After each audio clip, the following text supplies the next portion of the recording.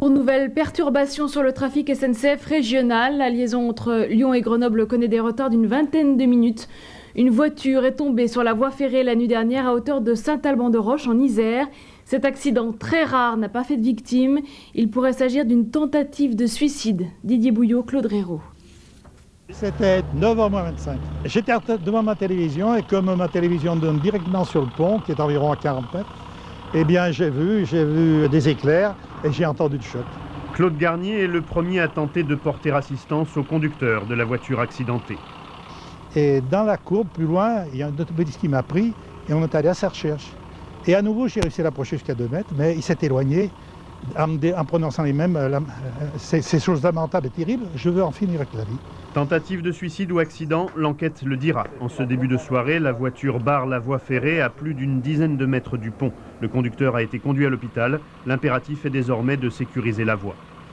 Il y a 2 caténaires d'arrachés, plus des panneaux de signalisation endommagés. Il y a beaucoup de dégâts, aussi bien sur le réseau SNCF que sur le véhicule qui est complètement HS.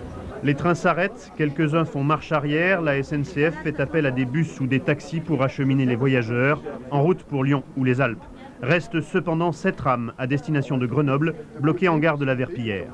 On est arrivé ici et on nous a dit qu'il fallait patienter quelques instants. Donc on a patienté 3 heures et puis maintenant on se pose la question de savoir comment on va rentrer chez nous. Donc la SNCF, la prise en charge des voyageurs commercialement c'est très moyen, quoi, vraiment très moyen.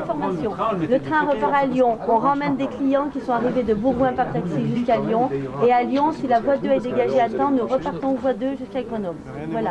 Il est 23h20, la rame repart enfin sur Lyon. Quelques voyageurs sceptiques préfèrent tenter de rallier leur destination par eux-mêmes. Pour tous, la SNCF s'engage à rembourser une partie des billets. À 6 km de là, les agents de la SNCF prévoient un long chantier. À minuit, une voie est donc remise en service pour désengorger le trafic. Ce vendredi, 22 trains régionaux et une dizaine de TGV subiront les conséquences de cet incident.